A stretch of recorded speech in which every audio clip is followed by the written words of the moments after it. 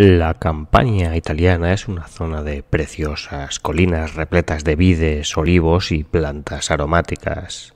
Una zona próspera de tierras negras y fértiles que en la antigüedad, bajo las sombras del espantoso monte Vesubio, dio asiento a una curiosa pléyade de ciudades claves en la Italia del mundo romano, como fueron Neápolis, que es la actual Nápoles, Herculano o la protagonista del programa de hoy, la ciudad romana de Pompeya.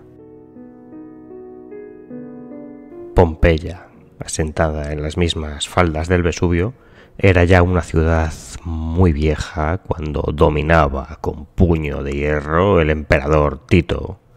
Creada hacía 1000 años, Pompeya era una ciudad de provincia pues típicamente romana, con 2 teatros, 3 complejos de termas, un burdel e incontables tabernas donde los pompeyanos disfrutaban de la vida corriente del imperio más ostentoso de la antigüedad.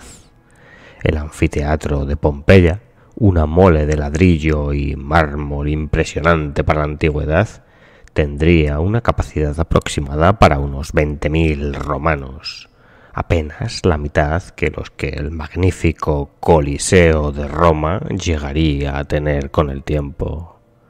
Era Pompeya una ciudad próspera, de comercio intenso y especialmente conocida por las cebollas, el garum y el vino. Todo eso se truncó por la explosión del monte Vesubio, un volcán que en el verano del año 79 después de Cristo explotó en una riada de lava y piedra volcánica y cenizas. Una riada que arrasó con la ciudad, abrasando a sus moradores y sepultando la ciudad durante siglos. Aquella terrible catástrofe de tremenda mortandad tuvo, sin embargo, un punto en extremo positivo, y es que bajo los desplomes de piedra pómez, material piroclástico y las cenizas petrificadas, la ciudad de Pompeya quedó aguardando durante siglos, tranquila, aguardando la memoria del mundo romano intacto en su interior, a que en el siglo XVIII un grupo de arqueólogos y aventureros, dirigidos por el español y cazatesoros Roque Joaquín de Alcubierre, la descubrieran y comenzaran a excavarla, exponiendo sus tesoros a la luz del mundo, descubriendo sus magníficas pinturas y mosaicos y llegando a conseguir que la sociedad científica tuviera pistas para comprender cómo era vivir y morir en el Imperio Romano. Bienvenidos a Bracken Books. Hoy vamos a hablar de Pompeya. Pequeña descripción del libro. Pero bueno, como siempre, este es un programa de libros y para descubrir y comprender las ruinas de la antigua ciudad imperial vamos a seguir la lectura de una de las historiadoras del mundo antiguo que más éxito ha cobrado recientemente. Me refiero a Mary Beard y su fantástico libro titulado Pompeya, historia y leyenda de una ciudad romana. Fue publicado en 2008 y bueno, el libro es un vibrante ensayo histórico fruto de la sapiencia y el estudio de más de 20 años que el autor había hecho pues, sobre este tema. Es un libro bastante extenso, tiene unas 450 páginas de ensayo aderezado con innumerables figuras, planos y grabados que nos permiten ver y comprender cómo es el tesoro arqueológico de Pompeya. El libro tiene también unas 20 láminas impresas a todo color y que muestran las escenas más bellas encontradas en esta excavación, como por ejemplo el mosaico de la batalla entre Alejandro Magno y Darío, que bueno, todos conocemos por los libros de texto del colegio, y muchos de ellos eran réplicas y de pinturas que los antiguos arqueólogos encontraron, pero que claro, al exponerlos a la luz fueron perdiéndose. Es una joya que complementa perfectamente al texto principal. Algo interesante del libro son las referencias bibliográficas extremadamente completas y rigurosas por cada uno de los capítulos. Y esto es interesante porque cada uno de ellos, cada capítulo, trata temas diferenciados, ¿no? Algunos de cómo eran las calles y el tráfico, otro de cómo se configuraban las casas o de la decoración y la pintura. Hay uno que habla sobre las zonas de ocio, los bares o el famoso lupanar y también las tascas de comida rápida que casi eran como McDonald's. Y en fin, que si nos interesa algún tema en concreto, gracias a esta cuidada referencia bibliográfica tendremos una abundante lectura complementaria en las páginas del libro, ¿no? Os podremos tirar de ahí para saber qué podemos seguir leyendo.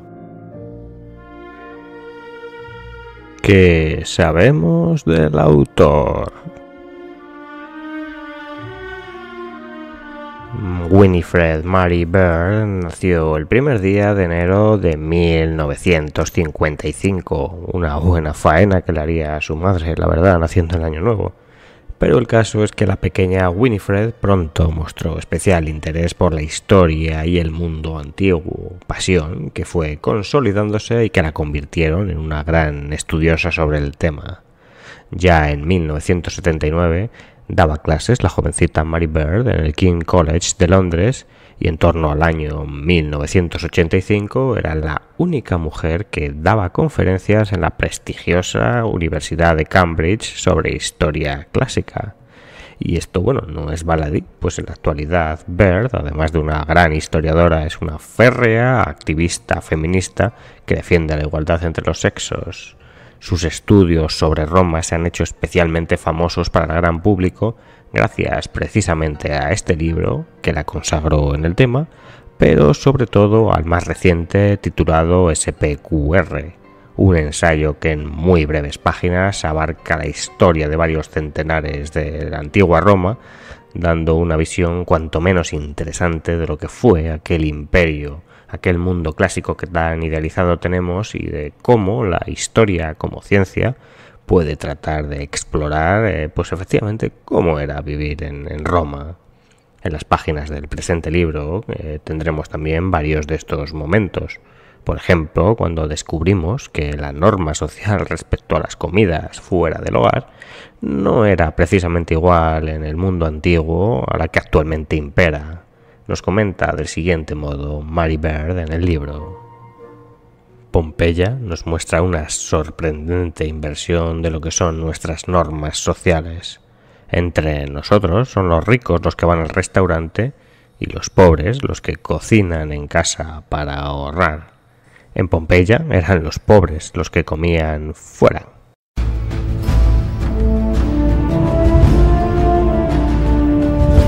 Breve sinopsis de la obra. ¿De qué va?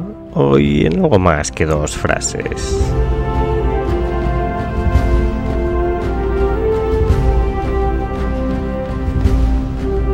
Bueno, qué maravilla la música de Gladiator, compuesta para esta película que ya tiene sus 20 años por el fabuloso Hans Zimmer y que no me resistía a poner en un libro que hablamos de Roma. En fin, Pompeya era una ciudad normal de la época dorada imperial, con un floreciente comercio y una zona a su alrededor de enormes fincas y cultivos de vides, olivos y árboles frutales. La ciudad alojaba alrededor de 15.000 almas entre hombres, mujeres y esclavos. No destacaba por lo demás, era una ciudad corriente. Sin embargo, su destrucción prácticamente instantánea y su conservación a las manos del mundo durante tanto tiempo son de espectacular valor para que arqueólogos e historiadores sondeen y estudien cómo era la vida en una ciudad de la época imperial romana. Cómo era para los ricos y ostentosos terratenientes de grandes mansiones, sí, pero también para la gente común, para los panaderos, taberneros, camareras, prostitutas y gladiadores que recorrían sus calles, muchos de los cuales murieron abrasados por la explosión del volcán y permanecieron centenares de años postrados aguardando ser redescubiertos. Y eso es justo lo que hace Mary Bird en este libro. Estudiar el mundo antiguo en base a las pruebas y datos arqueológicos y de otras fuentes contemporáneas que sirven para reconstruir la vida en la ciudad en numerosos aspectos. El libro es maravilloso en este aspecto, pues nos divulga con gran virtuosismo cómo es el verdadero trabajo del historiador, no un cronista que tiene que memorizar y ordenar fechas y eventos, sino un científico casi detectivesco que tiene que indagar y preguntar al pasado, hipotetizar mucho y al final generar una idea, una teoría sobre cómo funcionaba aquello que estudia, en este caso Pompeya por Maribert. Y aquí la autora nos lo transmite y enseña de una forma fenomenal y bien amena, consiguiendo que aprendamos una barbaridad de cosas interesantes. Por ejemplo, relativo a las estrechas calles de Pompeya, bueno, o al menos estrechas bajo la mirada del hombre moderno acostumbrado a amplias avenidas con carreteras enormes y tráfico rodado por ellas. Pues bien, las de Pompeya eran de todo menos un lugar sencillo de comprender. Probablemente debían de estar pobladas de numerosos carromatos tirados por asnos, burros, bueyes y otros animales de tiro que, bueno, iban naturalmente depositando sus heces en las losas de piedra. Por allí, por las calles, también se desalojaban verduras podridas, aguas fecales de las casas y un sinfín de desperdicios que sin duda harían del olor y del trasiego por esas calles una aventura que el habitante del mundo moderno pues no disfrutaría demasiado. Se han encontrado en Pompeya unas curiosas piedras, casi como los pasos de peatones que hoy día podemos ver en las ciudades, ¿no? Estos pasos elevados a modo de badenes para que los coches disminuyan la velocidad.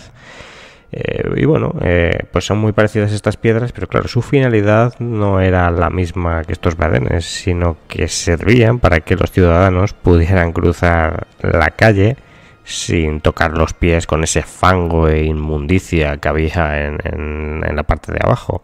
Una buena idea, sin duda. Pero bueno, no es lo único que aprenderemos en este libro sobre las transitadas y malolientes calles de Pompeya. También veremos cómo el genio romano, ese talento para organizar un mundo desorganizado y caótico que tenían ya los romanos, y es que se han encontrado evidencias de que en algunas de las calles de la ciudad había indicaciones de sentido, es decir, que solo se podía circular en uno de ellos y que lo marcaba la autoridad, unido a volardos y otros diferentes controles para eliminar el tráfico en las zonas más públicas y sagradas, como era el foro. Y todo esto nos arroja la idea de lo bien organizados que estaban esos malditos romanos hace ya 2000 años.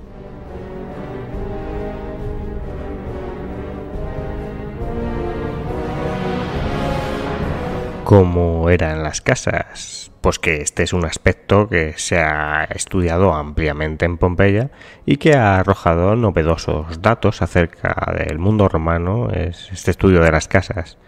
Porque en Pompeya encontramos grandes y primorosas mansiones de la alta sociedad con sus patios gigantes, sus plantaciones y huertas, su atrio con el tradicional piscina o el triclinium, una especie de salones donde los romanos tenían estos triclinios donde cenaban recostados, ¿no? Esa imagen tan característica del romano gordo comiendo uvas. Y bueno, en Pompeya hay varias de estas mansiones con sus mosaicos preciosos y sus paredes pintadas al fresco, algunos primorosamente conservados en el Museo de Nápoles y otros trágicamente perdidos. Las casas romanas eran muy diferentes a la concepción de casa que tenemos actualmente. Para empezar, eran mucho más oscuras, claro, como corresponde a una civilización que se iluminaba con lámparas de aceite de oliva. Estaban pintadas con primorosos colores llamativos sus paredes, con cenefas y con frescos de escenas mitológicas, sexuales y del día a día. La pintura en las casas romanas debía de ser algo espectacular, algo muy interesante. Por lo momentáneo que fue la devastación de la ciudad, se ha encontrado una casa que estaba justo siendo restaurada y pintada cuando aconteció el cataclismo, y que ha servido precisamente para que los estudiosos puedan comprender cómo era el trabajo de los pintores. Y era desde luego muy elaborado, con una división del trabajo espectacular y generando, claro, obras muy bellas. Pero no es lo único que sorprende, sino también el aparente caos que había en la ciudad. Algunas de las más grandes mansiones de Pompeya tenían en su fachada multitud de tiendas y, bueno, casi en sus muros, quizá porque eran propiedad de los dueños de la mansión. pero en todo caso molestas en el día a día, ¿no? Es decir, imaginémonos ese señor, ese potentado romano que para llegar a su atrio magnífico tenía que pasar por 3 o 4 tiendas de longanizas. Y bueno, al final todo estaba junto una cosa con la otra. En el atrio se almacenaba un montón de cosas, era casi un almacén, había telares al lado de donde estaban las zonas de paseo, bueno, en fin, era todo un poco muy caótico, o al menos eso es lo que piensan los arqueólogos por cómo han encontrado los restos. También es verdad que algunos de ellos dicen que a lo mejor lo que pasó es que estaba todo caótico porque los habitantes de Pompeya estaban tratando de largarse mientras sucedía la catástrofe. En fin. Por ejemplo, se ha descubierto una panadería con un gran horno y con su propio molino para hacer la harina, que naturalmente era impulsado por la fuerza muscular de asnos y mulos que vivían justo allí, al lado de donde se amasaba el pan, y con esa poca higiene que es de presuponer, ¿no? De mezclar el animal de carga con el sitio donde amasas el pan. Pues justo al lado de esta panadería, vamos, en el mismo edificio, al lado el salón de contiguo era una especie de salón donde la clase media podía organizar banquetes y comilonas con cierto lujo, sí, pero justo al lado de donde vivían los burros, es decir, un sin Dios caótico.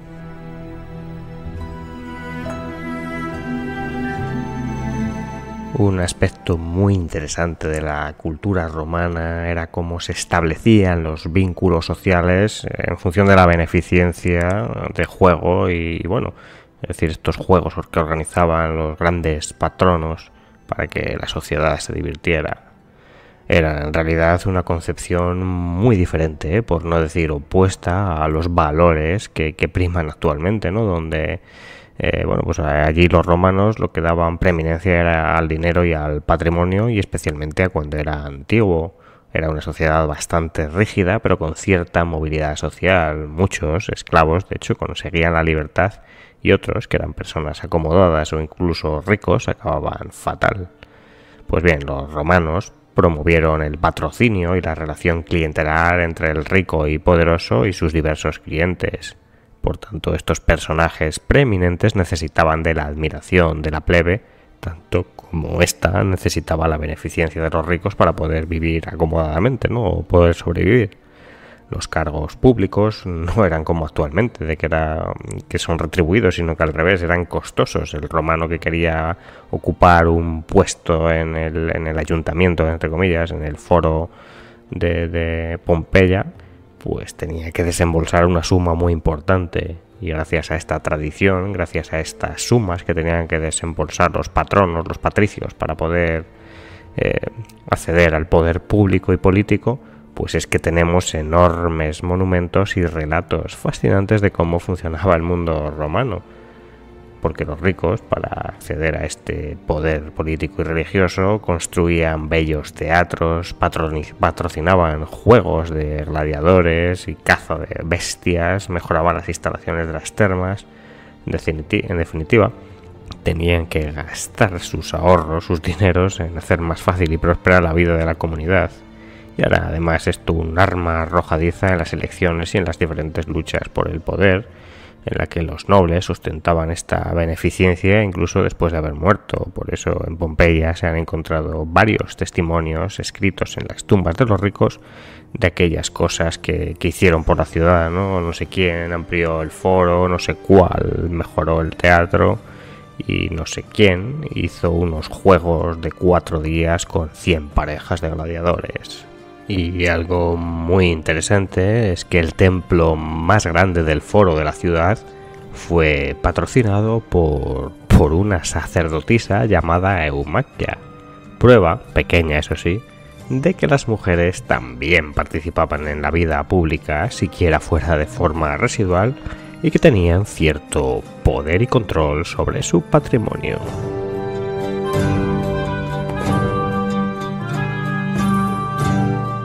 Pero si algo destaca en el imaginario popular respecto a Pompeya es el tema de los lupanares y la prostitución. Algunos poco rigurosos historiadores han establecido que Pompeya era una especie de la ciudad del sexo y la depravación del imperio, todo porque entre las ruinas se encontraron numerosas figuras fálicas y decenas de tabernas, algunas con pinturas un tanto subidas de tono. En las páginas de este libro, Mary Beard postula que probablemente la realidad era muy diferente. No todas las tabernas que tenían un símbolo fálico, que de hecho era una señal de buena suerte y prosperidad en el mundo romano, eran la puerta de burdeles.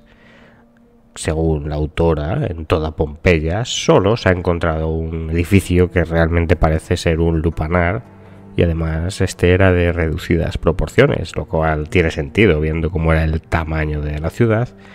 Y bueno, esto sin embargo no significa que el sexo y el sexo de pago fuera poco frecuente, porque como comenta la historiadora, en la antigua y esclavista sociedad romana, pues los esclavos eran precisamente esto, cosas que se podían utilizar y que así se hacía en materia sexual. Los amos se acostaban con las esclavas cuando así lo querían, en una especie de tropelía y acto continuo de violación e indignidad para con los esclavos.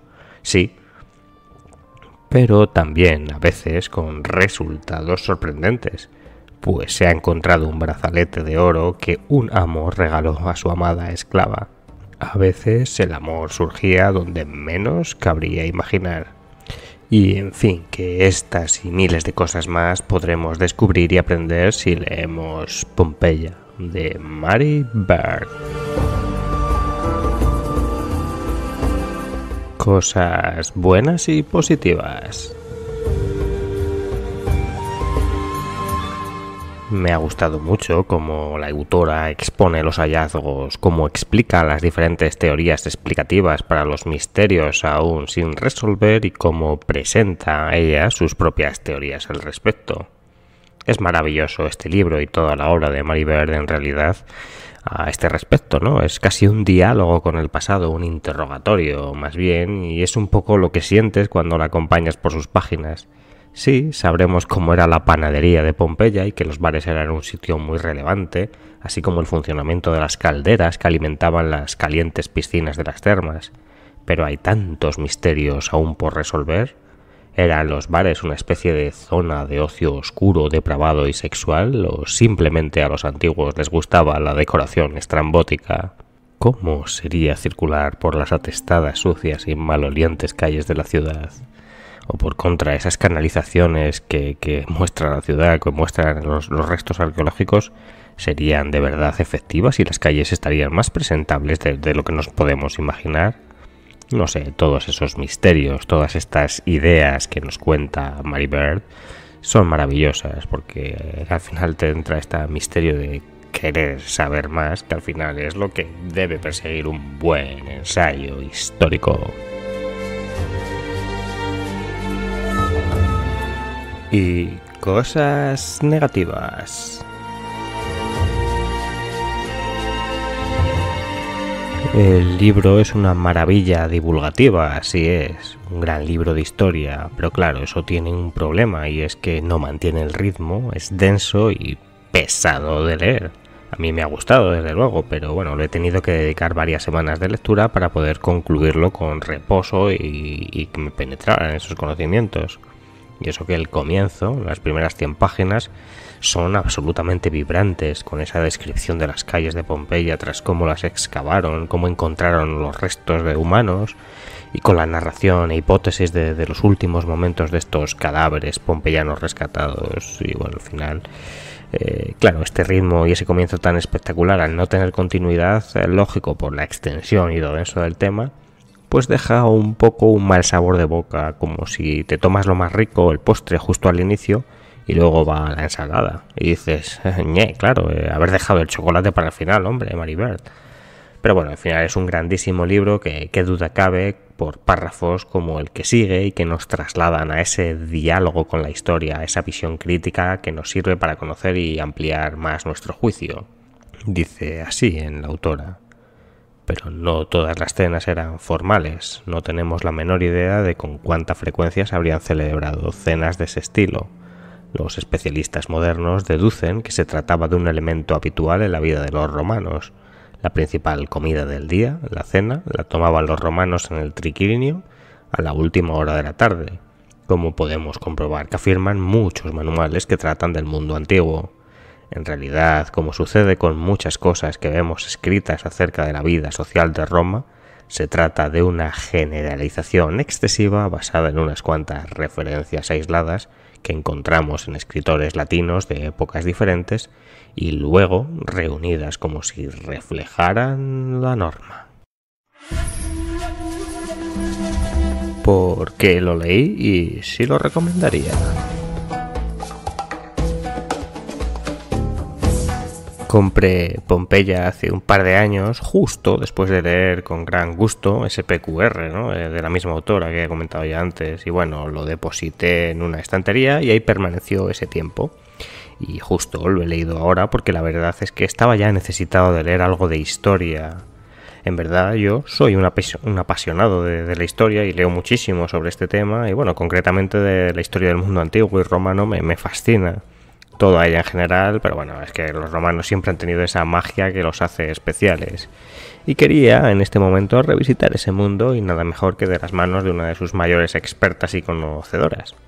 Así que recomendaría Pompeya.